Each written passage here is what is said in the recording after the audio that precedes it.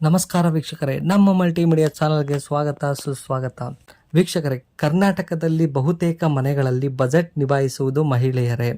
ಮಕ್ಕಳ ಭವಿಷ್ಯ, ವಿದ್ಯಾಭ್ಯಾಸ, ಮದುವೆ ಮತ್ತು ತಮ್ಮ ವೃದ್ಧಾಪ್ಯದ ಆಸರೆಗೊಂದು ಹಣ ಉಳಿಸುವ ಬಗ್ಗೆ ಯೋಚಿಸುತ್ತಲೇ ಇರುತ್ತಾರೆ. ಹೌದು ವೀಕ್ಷಕರೇ, ಮನೆ ಬಜೆಟ್ ನಿಭಾಯಿಸುವ ಮಹಿಳೆಯರಿಗೆ ತಿಳಿದಿರಲೇಬೇಕಾದ 10 ಮನೆ ಟಿಪ್ಸ್ ಇವು. ವೀಕ್ಷಕರೇ, ಇದರ ಬಗ್ಗೆ ಅಪ್ಡೇಟ್ಸ್ ಕೊಡ್ತಾ ಹೋಗ್ತೀನಿ. ಎಲ್ಲೂ ಸ್ಕಿಪ್ ಮಾಡ್ದಲೇ ಈ ವಿಡಿಯೋನ ನೋಡ್ತಾ ಹೋಗಿ. ಹಾಗೆ ಪಟ್ ಅಂತ ನಮ್ಮ ಚಾನಲ್ಗೆ ಸಬ್ಸ್ಕ್ರೈಬ್ ಮಾಡಿ ಮರಿಬೇಡಿ. ವೀಕ್ಷಕರೇ, ಹಣಕಾಸು ನಿರ್ವಹಣೆಯು ಪ್ರತಿಯೊಬ್ಬರೂ ತಿಳಿಯಲೇಬೇಕು. ಅದು ಅತ್ಯಗತ್ಯ ಕೌಶಲವಾಗಿದೆ. ನನ್ನ ಈವರೆಗಿನ ಅನುಭವದಲ್ಲಿ ಹೆಂಗಸರು ಮತ್ತು ಗಂಡಸರು ಹಣ ಉಳಿಸಲು ಹೊಂದಿರುವ ಉದ್ದೇಶಗಳು ಬೇರೆ ಎಂಬುದನ್ನು ಗಮನಿಸಿದ್ದೇನೆ. ಪುರುಷರು ಪ್ರತಿಷ್ಠೆಯ ಬಗ್ಗೆ ಯೋಚಿಸಿದರೆ ಮಹಿಳೆಯರು ಭವಿಷ್ಯದ ಬಗ್ಗೆ ಹೆಚ್ಚು ಯೋಚಿಸುತ್ತಾರೆ.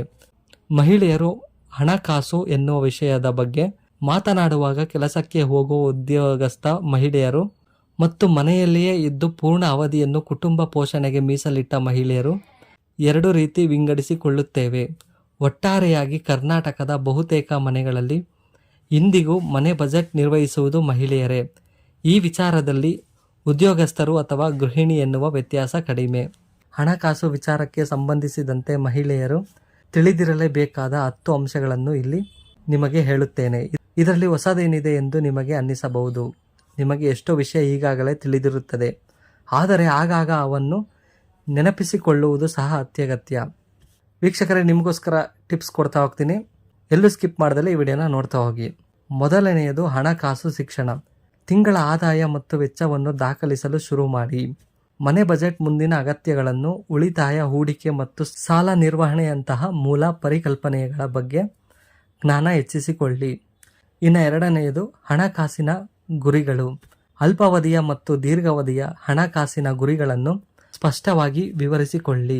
ನಿವೃತ್ತಿಗಾಗಿ ಉಳಿತಾಯ, ಮಕ್ಕಳ ವಿದ್ಯಾಭ್ಯಾಸ, ಮನೆ ಖರೀದಿಸುವುದು ಅಥವಾ ವ್ಯಾಪಾರವನ್ನು ಪ್ರಾರಂಭಿಸುವುದು ನಿಮ್ಮ ಹಣಕಾಸು ಗುರಿಗಳ ಭಾಗ ಆಗಿರಬಹುದು. ಇನ್ನು ಮೂರನೆಯದು ಬಜೆಟ್ ಇರಲಿ. ವೀಕ್ಷಕರೇ, ನಿಮ್ಮ ಹಣಕಾಸಿನ ಗುರಿಗಳಿಗೆ ಹೊಂದಿಕೆಯಾಗುವ ಬಜೆಟ್ ರೂಪಿಸಿಕೊಳ್ಳಿ. ಇದಕ್ಕಾಗಿ ನಿಮ್ಮ ಆದಾಯ ಮತ್ತು ವೆಚ್ಚಗಳ ಮೇಲೆ ಸರಿಯಾಗಿ ನಿಗಾ ಇಡಿ. ನಿಮ್ಮ ಅಗತ್ಯಗಳು, ಉಳಿತಾಯ ಮತ್ತು ಅನಿರೀಕ್ಷಿತ ವೆಚ್ಚಗಳಿಗಾಗಿ ಹಣವನ್ನು ಪ್ರತ್ಯೇಕವಾಗಿ ತೆಗೆದಿಡಿ. ಇನ್ನು ನಾಲ್ಕನೆಯದು ತುರ್ತು ನಿಧಿ. ಅನಿರೀಕ್ಷಿತ ವೆಚ್ಚಗಳು ಅಥವಾ ಹಣಕಾಸಿನ ಹಿನ್ನಡೆಗಳನ್ನು ಸರಿದೂಗಿಸಲು ತುರ್ತು ನಿಧಿಯನ್ನು ರೂಪಿಸಿಕೊಳ್ಳಿ. ಇದು ನಿಮ್ಮ 3 ರಿಂದ 6 ತಿಂಗಳ ಜೀವನ ವೆಚ್ಚವನ್ನು ಸರಿದೂಗಿಸುವಷ್ಟು ಪ್ರಮಾಣದಲ್ಲಿ ಇರಬೇಕು. ಇನ್ನು ಐದನೆಯದು ಸಾಲ ಕಡಿಮೆ ಮಾಡಿ. ಸಾಲ ಮಾಡಿ ತುಪ್ಪ ತಿನ್ನುವುದು ಎಂದಿಗೂ ಒಳ್ಳೆಯದಲ್ಲ. ಕ್ರೆಡಿಟ್ ಕಾರ್ಡ್ ಸಾಲ ಮರುಪಾವತಿ ವಿಚಾರದಲ್ಲಿ ಎಂದಿಗೂ ತಪ್ಪು ಮಾಡಬೇಡಿ. ಹೆಚ್ಚು ಕಡೆ ಸಾಲ ಇದ್ದರೆ ಹೆಚ್ಚು ಬಡ್ಡಿ ಇರುವ ಸಾಲ ಮೊದಲು ತೀರಿಸಲು ಪ್ರಯತ್ನಿಸಿ.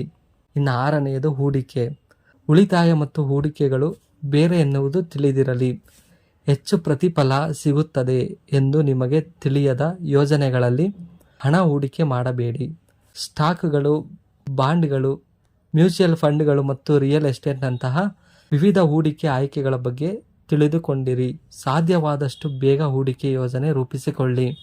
ಇನ್ನು ಏಳನೆಯದು ನಿವೃತ್ತಿ ಯೋಜನೆ. NPS, ಅಟಲ್ ಪೆನ್ಷನ್ ಯೋಜನೆ ಸೇರಿದಂತೆ ಯಾವುದೇ ನಿವೃತ್ತಿ ಯೋಜನೆಯಲ್ಲಿ ಬಹಳ ಮುಂಚಿತವಾಗಿ ಹಣ ತೊಡಗಿಸಲು ಶುರು ಮಾಡಿ. ಅವಧಿ ಹೆಚ್ಚಿದಷ್ಟು ಪ್ರತಿಫಲ ಹೆಚ್ಚು ಎನ್ನುವುದು ತಿಳಿದಿರಲಿ. ಇನ್ನು ಎಂಟನೆಯದು ವಿಮೆ.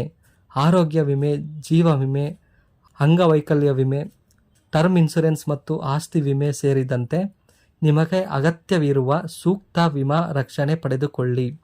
ಟರ್ಮ್ ಇನ್ಶೂರೆನ್ಸ್ ಮತ್ತು ಆರೋಗ್ಯ ವಿಮೆ ವಿಚಾರದಲ್ಲಿ ಎಂದಿಗೂ ರಾಜಿಯಾಗಬೇಡಿ. ಅವೆರಡನ್ನು ಕಡ್ಡಾಯ ಎಂದುಕೊಳ್ಳಿ. ಇನ್ನು 9ನೆಯದು ನಿಯಮಿತ ವಿಮರ್ಶೆ. ನಿಮ್ಮ ಹಣಕಾಸು ಗುರಿಗಳು ಕಾಲಕ್ಕೆ ತಕ್ಕಂತೆ ಬದಲಾಗಬಹುದು. ನಿಮ್ಮ ಹೂಡಿಕೆ ರೀತಿ ಪ್ರಮಾಣದಲ್ಲಿಯೂ ಬದಲಾವಣೆ ಬೇಕಾಗಬಹುದು. ಹೀಗಾಗಿ ಆಗಾಗ ನಿಮ್ಮ ಹಣಕಾಸು ಗುರಿಗಳ ಬಗ್ಗೆ ಪರಿಮರ್ಶೆ ಮಾಡಿಕೊಳ್ಳಿ. ಅಗತ್ಯಕ್ಕೆ ತಕ್ಕಂತೆ ಬದಲಾವಣೆ ಮಾಡಿಕೊಳ್ಳಿ. ಇನ್ನು 10ನೆಯದು ಉಳಿತಾಯ ಹೂಡಿಕೆ. ಬಿಲ್ ಪಾವತಿಗೆ ಆಟೋಮೇಷನ್ ಸಾಧ್ಯತೆ ಬಳಸಿ. ಹೂಡಿಕೆ ಮತ್ತು ವೆಚ್ಚದ ವಿಚಾರದಲ್ಲಿ ಸ್ಥಿರತೆಯನ್ನು ಖಚಿತಪಡಿಸಿಕೊಳ್ಳಿ.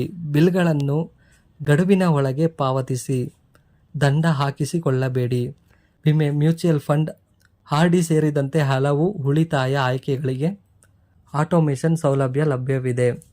ಅದರ ಬಗ್ಗೆ ಬ್ಯಾಂಕ್ ಸಿಬ್ಬಂದಿಯಿಂದ ಸರಿಯಾಗಿ ತಿಳಿದುಕೊಂಡು ಮುಂದುವರಿಯಿರಿ. ವೀಕ್ಷಕರೇ, ಒಟ್ಟಾರೆಯಾಗಿ ನಾನು ಹೇಳಬಯಸುವುದು ಇಷ್ಟೇ. ಕುಟುಂಬದ ನೆಮ್ಮದಿಗೆ ಆರ್ಥಿಕ ಸ್ವಾತಂತ್ರ್ಯ ಅತ್ಯಗತ್ಯ.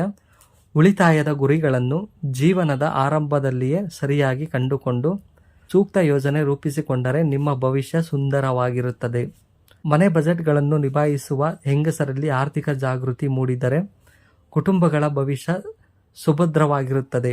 ಇಂಥ ಯೋಚನೆ ನಿಮಗೆ ಬರಲಿ. ನಿಮ್ಮ ಕುಟುಂಬ ಆರ್ಥಿಕವಾಗಿ ಸದಾ ಸದೃಢವಾಗಿರಲಿ. ವೀಕ್ಷಕರೇ, ನಿಮಗೆ ತುಂಬ ಇಷ್ಟ ಆಗಿದೆ ಅಂತ ಅಂದ್ಕೊಂಡಿದ್ದೀನಿ. ಇಷ್ಟ ಆದರೆ ನಮ್ಮ ಚಾನಲ್ಗೆ ಲೈಕ್ ಶೇರ್ ಮಾಡಿ ಅಂತ ಹೇಳ್ತಾ, ಇನ್ನೂ ಹೆಚ್ಚು ಅಪ್ಡೇಟ್ಗಳಿಗಾಗಿ ಸಬ್ಸ್ಕ್ರೈಬ್ ಮಾಡ್ಕೊಳ್ಳಿ. ಜೈ ಹಿಂದ್, ಜೈ ಕರ್ನಾಟಕ. ಧನ್ಯವಾದಗಳು ಅಂತ ಹೇಳ್ತಾ ಈ ವಿಡಿಯೋನ ಮುಗಿಸ್ತಾ ಇದ್ದೀನಿ.